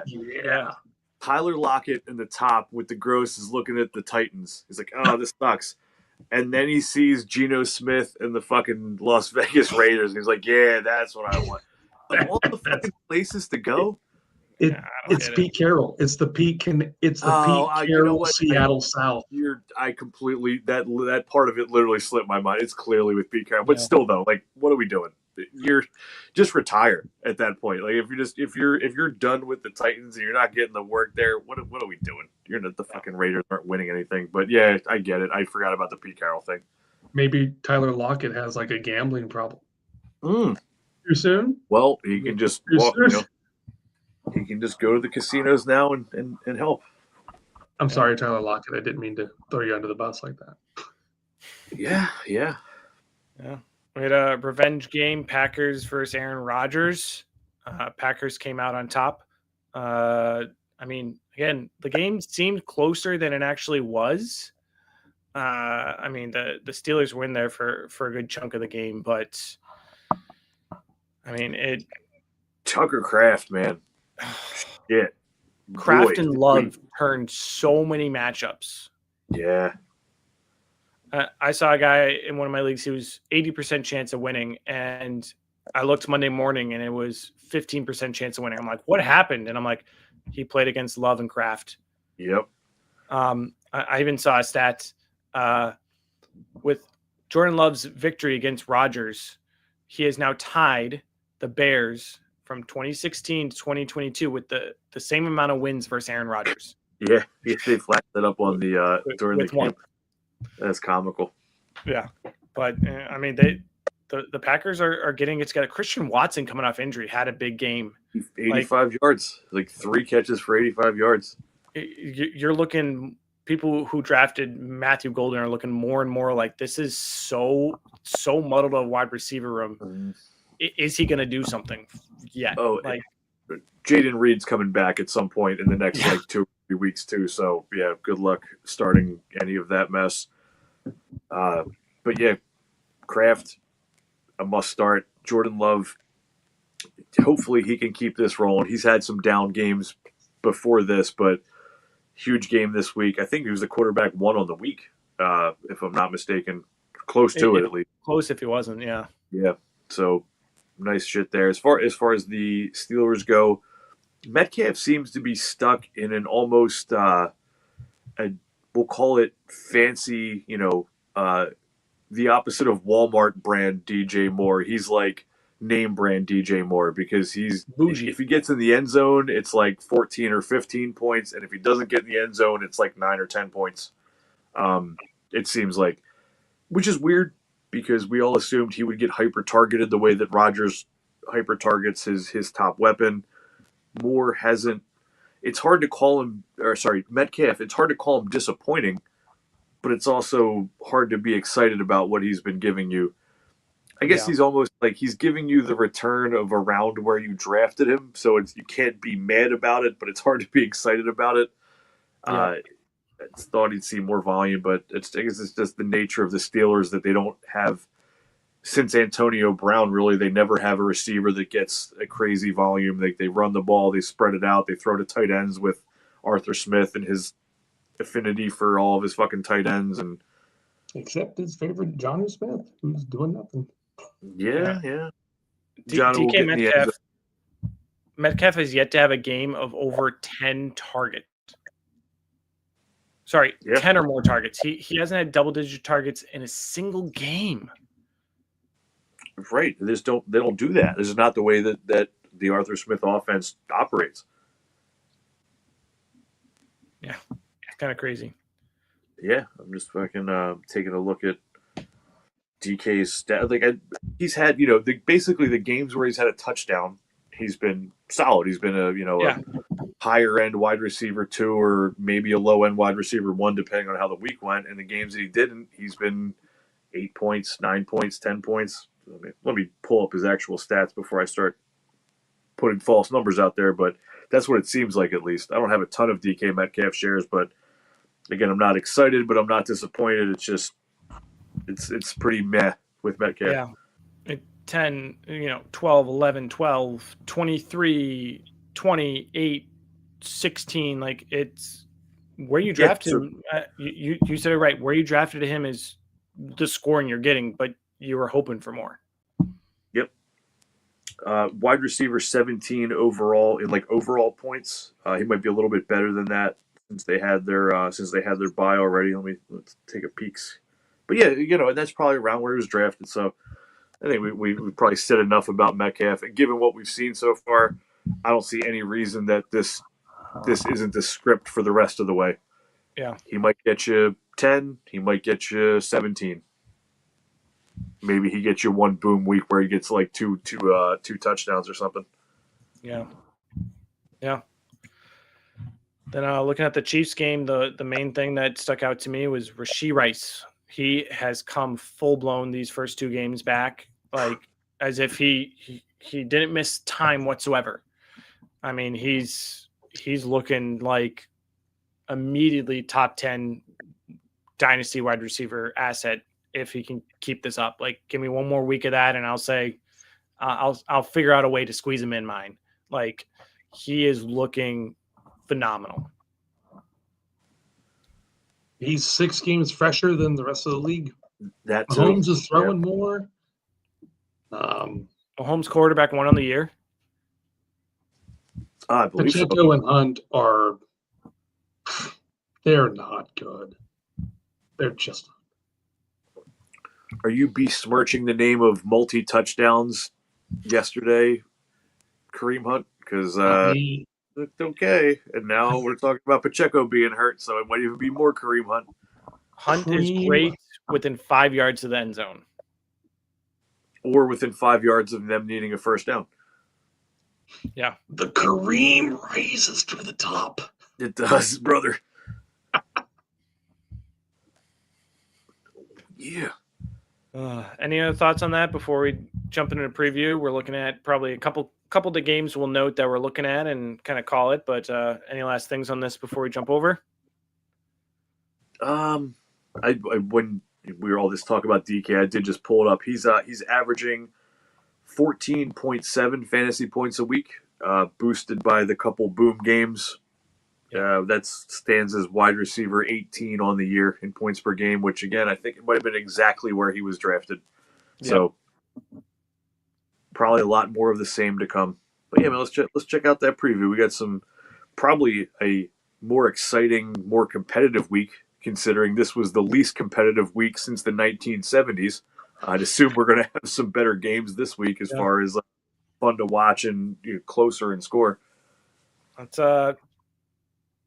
Pick a game. What game you most looking forward to seeing, either fantasy or real life purposes this week? Well, hopefully we get Lamar. It seems like he's playing. It seems like he was ready to play this week, and some weird shit happened. But got to assume he's in. And the Ravens are a different animal with Lamar in. So hopefully we get that. But as far as just any of them that jump out to me for fantasy goodness, the Sunday night game I think is going to swing a lot because there's multiple pieces involved there. The Seahawks, JSN has been phenomenal. Darnold has been very serviceable, and the Manders defense has been generous to opposing offenses. So I think that's going to be one where a lot of people are waiting on the results of that game to see how their matchup plays out. I mean, obviously you're starting JSN. We've talked plenty about the shit show that is the Seahawks running backs, the Seahawks running back room. Good luck figuring out who to play between Charbonnet and Ken Walker. Odds are, if you're like me, you'd be happy to be able to just leave them on your bench. If you've got a Woody Marks and a David Montgomery or something like that, and you can just start those two instead of a Seahawks running back, or fill in Tyrone Tracy or whoever, and not have to worry about the weird split there. But Bam Knights versus the Cowboys. Yeah, every Cowboys game matters for fantasy with that defense and the Cowboys offensive pieces for sure. They'll swing a ton of matchups too. Trey McBride, not sure if Kyler's going to be healthier again or not, but it doesn't really matter. McBride's an auto start. Marv, but and again, it's the Cowboys, so I can't imagine you're benching Marv in that game. No. I think for fantasy purposes for me, I'm looking at noon Sunday, Bears-Bengals. Two defenses that are giving up top 10 points in every position right now. That should be a high-scoring game, and there are so many pieces you can start on either side. T. Higgins, Chase, Flacco, and Chase Brown, and then, Adunze, DJ Moore, Luther Burden's concussion. So even maybe Zacchaeus in the slot, Caleb Williams, Swift.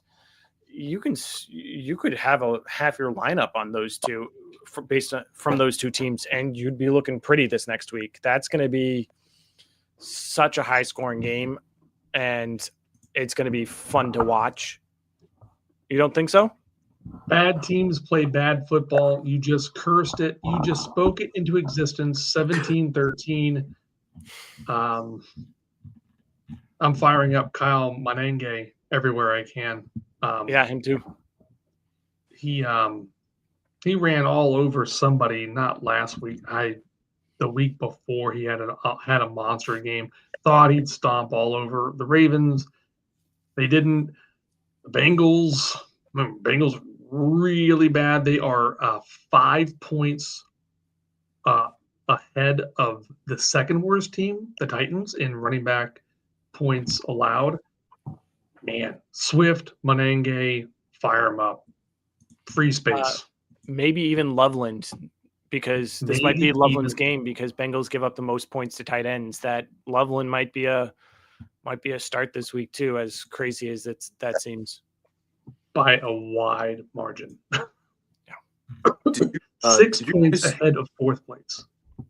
Did you guys hear this stat? I'm not going to take credit for this. I heard it on a different podcast, but do you know what Jamar Chase's target pace is since Joe Flacco took over? So the 3 games with Flacco, what it equates out to on a 17-game season? My guess would be in the 250 range. Right. So like every year the players like Cooper Kupp or Michael Thomas that year or Jamar Chase last year have a crazy, they're 190, 200 targets somewhere. That Jamar Chase is on pace for 306 targets. That's even more than I thought. Holy crap.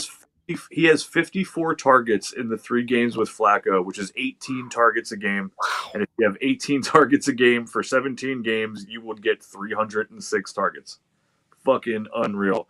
So I don't care. Bad teams play bad football, but Jamar Chase is but Jamar Chase is getting more touches than most running backs at this point. So, and he's a really fucking good at football. So, man, fire up your Chase. Let's keep that train rolling.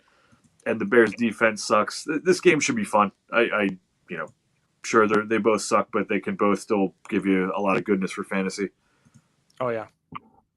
Deeper dive on that, Jamar Chase. Targets this year: 5, 16, 6, 8, 10, 12, 23, 19. His week 15, Baltimore, 16, Miami, 17, Arizona. Good Lord. League winner. And Joe Burrow was on the sidelines without a walking boot. Twitter made note of that Joe Burrow may be back soonish, ASAP. Maybe we want Flacco. Maybe. I don't know. I'm just saying. I don't think Jamar Chase has ever been on pace for 306 targets with Joe Flacco or with Joe Burrow. Yeah. So just saying. We'll see. Joe Burrow's healthy. Now we're gonna keep on the bench for Joe Flacco. Well, if they're, all jokes aside, if they're out of playoff contention, shut Burrow down. Yeah. Don't rush him back if you're out of playoff contention. There's no reason to. Yeah. That's why I don't think Burrow will play this season, is because of that exact reason. If Flacco's doing well and they're not stiff in the playoffs, you should not be starting Burrow. Yeah, if they're mathematically eliminated, I could very easily see them just saying, "Yeah, Joe, just sit down and dye your hair a weird color and buy another Batmobile, and we'll see you at training camp. Yep. Wear a cool outfit." To me, the only other big game I'm looking out for is the big AFC matchup: Chiefs at Bills. Of course, that's always good for football, fantasy viewing. This is in Buffalo, I believe, right? Yes. I feel like these games are always so tight. You almost just the coin flip edge goes to the home team. Yeah. But if the Chiefs win, I wouldn't be surprised. If the Bills win, I wouldn't be surprised. Hopefully, it's just we get a little bit more balance from the Bills, and Josh Allen can be the good fantasy QB1 that we need. Yep. More so than I don't know what he was QB. I don't know what he didn't have a great game. It was all James Cook. Not sure exactly where he finished this week, but it wasn't great. Yeah, it wasn't great. Let's see. He was still like QB 9 or 10, depending on the scoring this week. So it didn't destroy you, but you didn't draft Josh Allen to be the QB 9 or 10. No. You said huge AFC matchup. I thought you were talking Colts Steelers. No, it's huge. Not so much as far as what the nation cares about, but it's fun. Definitely should be good. Both teams are winning. Both teams playing pretty good ball. We'll see. Broncos Texans is going to be a 10-7 game with those defenses, or even without Surtain. That is going to be a wonderful football game, a miserable fantasy. Have a hunch. Yeah, I can see it. The Rams defense is the big hot pickup of DSTs this week. Most people dropped them because they were on bye, so they're pretty widely available for Tyler Shuck's first start on the road in LA. I think, Jared Verse. I smell 3 Jared Verse sacks. I hate that guy. He's come out and talk shit on the Eagles for no reason.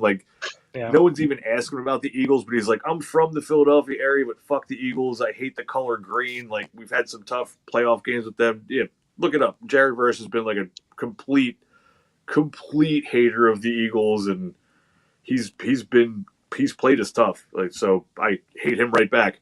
But I could see him just massacring Tyler Shuck and patchwork team. So the only hope there is that somehow they can keep giving the volume to Chris Olave, because Olave has been such a nice find, a nice found money for how late he was drafted. And I traded for him pretty cheap in a couple dynasty leagues this offseason just because people are so terrified of him, myself included.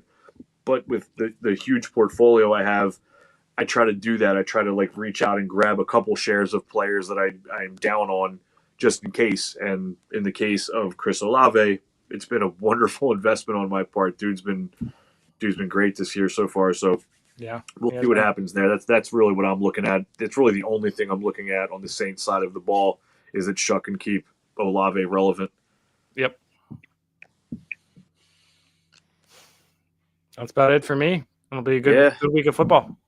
Absolutely. Hopefully we're looking at a more competitive one here, and like most weeks, probably my main matchup's going to come down to Monday Night Football because just off the top of my head, Javonte is definitely going to be in my starting lineup, and I'm sure I'll be in some weird spot where I need like 15.7 points out of Javonte, and I'll have to stay awake until the fucking last drive to see if it happens or not.